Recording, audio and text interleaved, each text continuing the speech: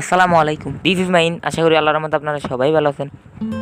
আজকে আমি আপনাদেরকে শেখাবো ইংরেজিতে দক্ষ হতে হলে কিছু আপনাদের স্ট্রাকচার জানতে হবে। আজকে আমি আপনাদেরকে 4টা স্ট্রাকচার শেখাবো। সো গাইজ, আর কথা না বলে ভিডিওটি শুরু করা যাক। প্রথম স্ট্রাকচারটা হলো গুড এট, মানে দক্ষ হওয়া, পটু হওয়া। কেউ বলে না যে যেমন রাকিব সাইকেল চালাতে দক্ষ, বা রাকিব রিডিং পড়াতে দক্ষ, বা সে মানে এক একজন একটা কাজে দক্ষ, সেই অনুযায়ী তারা বলে দক্ষ হওয়া, এই হওয়া, পটু হওয়া। এ ধরনের সেন্টেন্স আপনি চাইলে খুব ইজিলি ম্যাক করতে পারেন গুড এট দিয়ে। তো আমরা এখন 2টা সেন্টেন্স দিয়ে আমরা চেষ্টা করি। তো যে প্রথম সেন্টেন্সটা হলো যে রাকিব ইংরেজিতে কথা বলায় দক্ষ হওয়া, মানে Rakib is good at speaking in English. আর এটা স্ট্রাকচারটা হলো যে subject plus am is are was were plus good at plus ভার্বের সাথে আপনি আইএনজিটা যোগ করে দিবেন। আর রাকিব, এবার হলো যে এই সেন্টেন্সগুলোকে আমরা ব্যাড অ্যাট দিয়ে, মানে কি অদক্ষ বা অপটু দিয়ে আমরা চেষ্টা করব।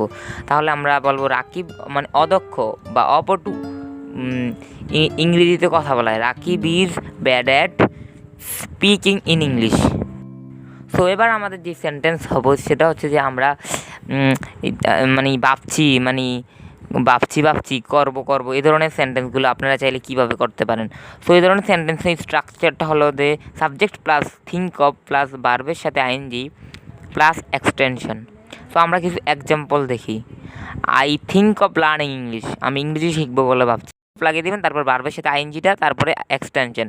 I think of reciting holy Quran, আমি কোরআন তেলাওয়াত করবো বলে ভাব। আমাদের 4 নাম্বার স্ট্রাকচারে চলে যায়। তো 4 নাম্বার স্ট্রাকচারটা হলো যে আমাদের ইচ্ছা হওয়া, মানে কোনো কিছু কারো ইচ্ছা হয়, এ ধরনের সেন্টেন্সটা সে কীভাবে বলতে পারে। সো যেমন এটা হলো যে এই স্ট্রাকচারটা হলো ফিল লাইক, স্ট্রাকচারটা হলো subject plus feel like plus ভার্বের সাথে আইএনজি প্লাস এক্সটেনশন। তাহলে এবার আমরা কিছু সেন্টেন্স আমরা মেক করি। আই ফিল লাইক ইটিং, আমার খেতে ইচ্ছা করছে। সো গাইজ, ভিডিওটি শেষ করার পূর্বে আমি আপনাদের একটি আমল বলে দিই, যে আমলটা হলো আয়াতুল কুরসি। আয়াতুল কুরসি যদি আপনি প্রত্যেক ফরজ নামাজের পর পড়েন, তাহলে আপনি মানে জান্নাতে যেতে পারবেন। জান্নাত মানে নিশ্চিত, শুধুমাত্র মৃত্যুর পর সাথে সাথে আপনি জান্নাতে চলে যাবেন, যদি আল্লাহ তাআলা আপনার ওই আমলটা কবুল করে। তো গাইজ, এই ছিল আজকের